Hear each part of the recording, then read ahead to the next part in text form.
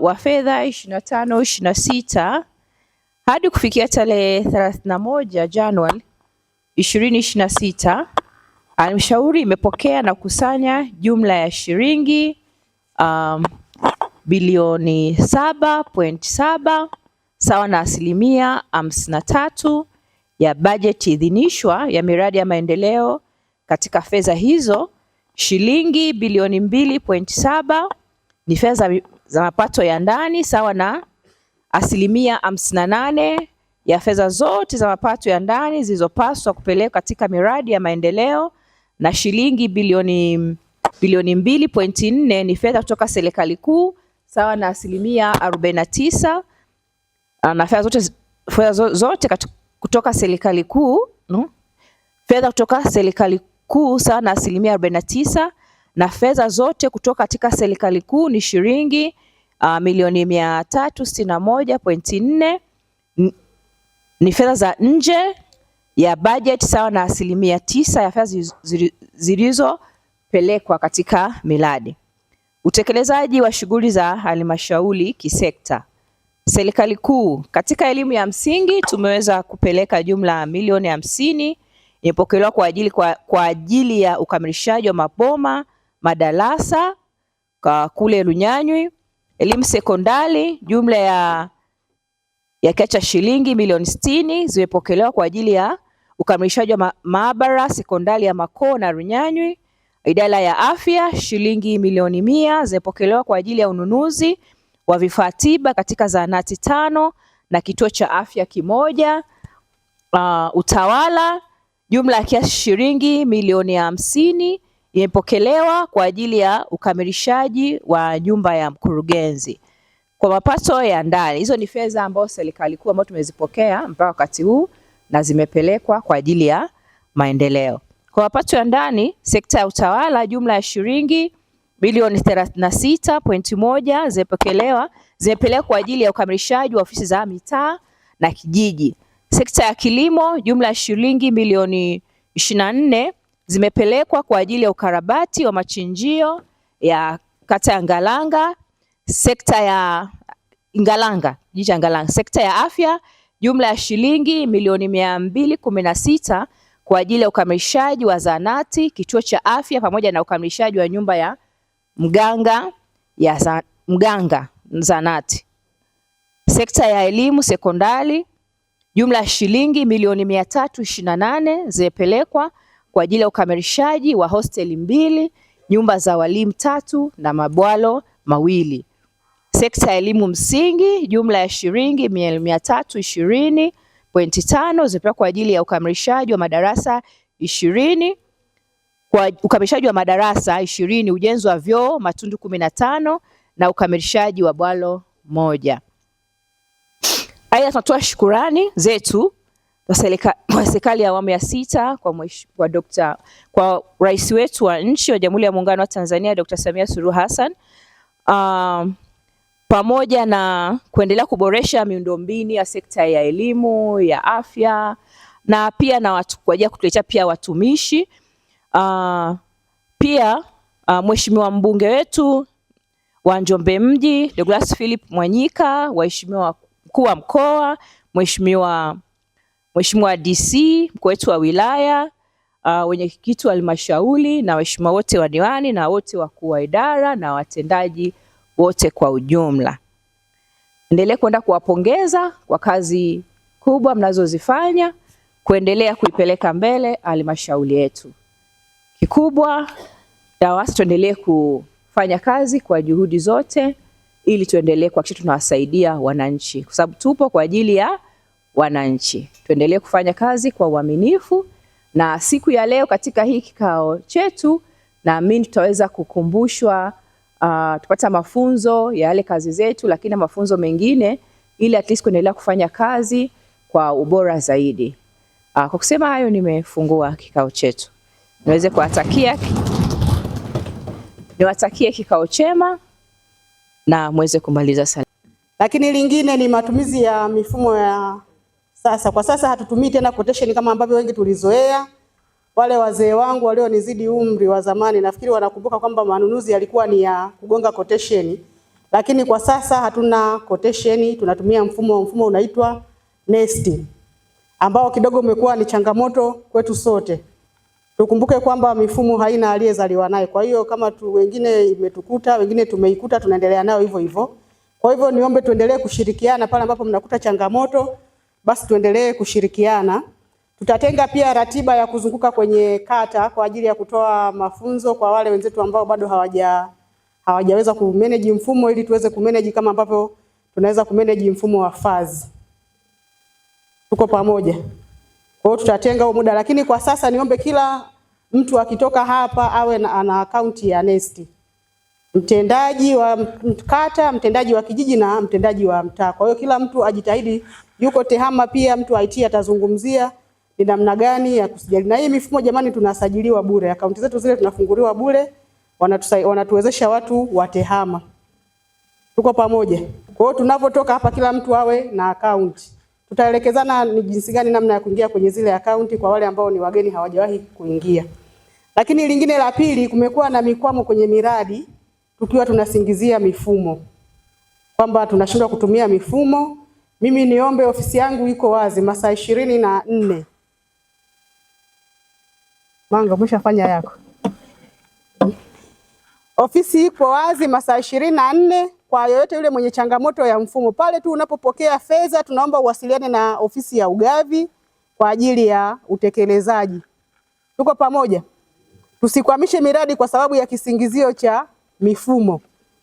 Naomba mtakapokuwa mnapokea fedha, haraka twende kwenye utekelezaji, kwa maana ya kwamba uundaji wa zile kamati, lakini pia na kwenda kwenye jinsi namna ya kutangaza. Kama unaona una changamoto yoyote, ninaomba tushirikiane kwa hilo. Tutatoa namba za simu, tutatoa za kwangu, lakini pia nitatoa na namba za mratibu wa mfumo wa NeST.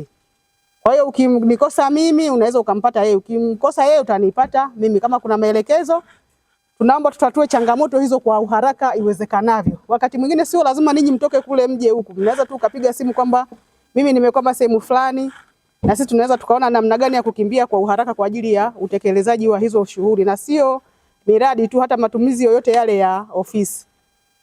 Tuko pamoja? Lakini lingine, tuna fursa kwa makundi maalum kwa ajili ya watu wenye uhitaji maalum, wale wenye ulemavu, wale wanaopata 10%, vijana, wanawake na wazee. Tunatakiwa katika mpango wetu wa manunuzi tuweze kutenga 30% ya mpango wa ununuzi kwa ajili ya kuhudumia haya makundi niliyoyataja. Kwa hiyo ninaomba kwenye kata zetu tuhimize watu wajiweke katika makundi, wale wenye uhitaji maalum, hasa wale ambao wameshapata mikopo na wale ambao bado. Tuwahimize watu watumie hizi fursa. Tumeelekezwa kwamba 30% ya mpango wetu wa manunuzi ni lazima tuwape watu wenye makundi maalum. Sasa makundi maalum yasiwe ya mjini. Tunaomba na kule kwenye kata zetu tujitahidi kuwatafuta wale watu, tuwapatie hizo, tuwape hizo fursa. Usajili ni bure. Sawa? Anakuja maendeleo ya jamii atasajiliwa, lakini baada ya hapo ataenda kitengo cha manunuzi, ataelekezwa namna ya kujisajili kwenye mfumo, na ataelekezwa pia namna ya kuomba hizo kazi. Yeye atakachopaswa kulipia ni leseni tu ya biashara ambayo anataka kuifanya. Kwa hiyo hilo niombe tushirikiane katika maeneo yetu ya kata tuweze kupata hao watu. Lakini pia tuna changamoto ya wazabuni, mafundi. Tuna changamoto kwenye mafundi hawa seremala, tuna changamoto kwenye mafundi wa ujenzi. Kwa hiyo niombe pia tutumie hiyo nafasi kule kwenye kata zetu kuhimiza watu. Tupo pamoja? Mfumo huu wa ununuzi sasa umekuja, Force Account imekuja kwa ajili ya kuwawezesha jamii inayotuzunguka. Yaani tunatakiwa ile pesa tunavyoipata kwenye kata yetu, sisi ndio wakusanyaji. Kwa hiyo ile fedha tunavyoipata tunatakiwa tuirudishe kwenye kata yetu. Tuko pamoja? Kwa hiyo mjitahidi kuangalia wale watu ambao wana uwezo wa kutumikia hizi fursa, basi wasajiliwe kwenye mifumo. Kwa mfano sasa tunapata changamoto labda kwenye issue za madawati, milango. Lazima tukitangaza kazi, walimu wakitangaza kazi wanapata watu wa mbali. Hata ninyi wenyewe kule mkitangaza wanapata watu wa mbali. Kumbe pale kwenye kata yako au kwenye kijiji chako ungeona kama kuna watu wa kuwawezesha pale, kama kuna kikundi kinafanya au kama kuna fundi anafanya hizo kazi vizuri, ili wanavyoziona awezeshwe namna ya kuomba, apate hiyo kazi, alafu yeye aendelee na hiyo kazi. Tuepuke ule usumbufu wa kusema gharama imekuwa kubwa kwa sababu ya kusafirisha material kutoka sehemu moja ama nyingine, si ndio? Lakini kule pia tuna watu wana hardware.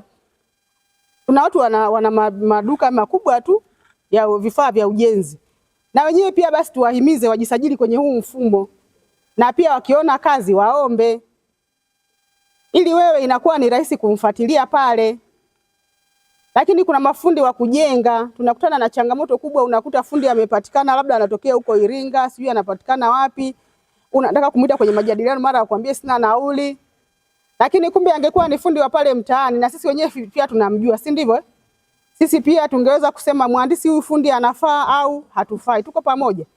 Kwa hiyo tushirikiane kutangaza hizi fursa kule kwenye ngazi ya msingi, kwenye kata zetu na kwenye vijiji vyetu, ili hizi kazi wafanye wao. Unajua kama mtu umempa kazi pale kijijini na amefanya kazi na umemlipa kwa wakati, hata siku umeambiwa labda kuna kuchangia labda maendeleo, kuna mchango wa mwenge, ni rahisi kumfuata yule mtu kwa sababu si ni ndugu yako. Au kuna kitu pale kimekwama kinahitaji michango ya jamii, inakuwa ni rahisi. Tuko pamoja. Kwa hiyo naomba tuchangamkie hizi fursa, tupate hiyo database ya mafundi kama itawezekana, kila kata tujue watu ambao wana uwezo wa kufanya kazi na halmashauri au na serikali. Na sio kwa serikali kwa halmashauri ya mji Njombe tu. Hizi ni fursa kwa nchi nzima. Unaweza ukaona leo anaomba kazi Njombe anapata, kesho labda ameomba kazi na sehemu nyingine anapata. Kwa hiyo ni namna ya kuinua kiuchumi. Lakini pia ni fursa nzuri kwa sisi ambao tuko Njombe, inakuwa ni rahisi katika ufuatiliaji. Tuko pamoja na sheria ya ununuzi kwamba ninyi ni wakurugenzi. Sasa wewe ukiwa mkurugenzi alafu ukawa kwenye kamati, utashindwa kuwasimamia wale wanakamati kwamba labda kuna vitu vimeletwa havina, vifaa vimeletwa havina ubora, utashindwa kuuliza kwa sababu na wewe ni miongoni mwa wajumbe. Lakini unakuta quantity zimepungua, utashindwa kuuliza kwa sababu wawajibisha kwa sababu na wewe ni sehemu ya mjumbe. Kwa hiyo niombe kwamba zile kamati sisi tuwe wasimamizi na waangalizi wa miradi kwa sababu sisi tunatakiwa tumsaidie mkurugenzi kwa karibu sana. Kwa hayo machache naomba kuwasilisha. Lakini kwa kauli yako imenifariji sana kwamba unatamani sana wanaweza kusupply material wao wanatoka eneo la mradi. Vigezo na masharti viwe vimefanya nini? Vimezingatiwa. Kwa kigezo hiko mimi nikupongeze sana. Lakini nilikuwa nina swali. Umezungumzia masuala ya NeST. Umesema tukikwama tukupigie simu. Mkuu wa idara ya manunuzi, watu hao unaozungumza nao unahisi wanafahamu huo mfumo wa NeST? Binafsi mimi mfumo wa NeST ndio kwanza nakusikia saizi. Sasa inanipa wakati mgumu, huo mfumo siuelewi. Alafu unaniambia nikupigie simu unipe maelekezo. Yepi ambayo hata ya awali tu siyafahamu. Nikusie lakini pia nikushauri. Kwa umuhimu wa jambo hili kwenye idara nyeti kama hii ya manunuzi, ningekuomba ungetenga muda wa kuweza kuwapatia mafunzo watendakazi wako ambao unahisi ni msaada kwako. Kwa ushauri wangu na ombi langu, ili tusiendelee kuharibu, ni kuombe tafuta muda, tenga siku unaohisi wale wote ni wahusika na mfumo wa NeST, basi wapatie mafunzo ili mwisho wa siku twende tukafanye kazi za halmashauri bila shida, bila makwazo. Nakushukuru sana.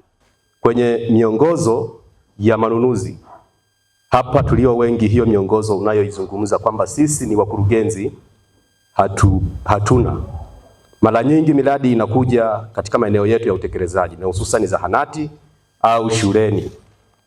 Lakini kumekuwa na migongano mikubwa sana kati ya idara hizi. Aidha kati ya mtendaji ambaye ndio mwenye eneo lile huko pale pamoja na wale wakuu wa idara ambao ni walimu pamoja na madaktari katika usimamizi wa hiyo miradi.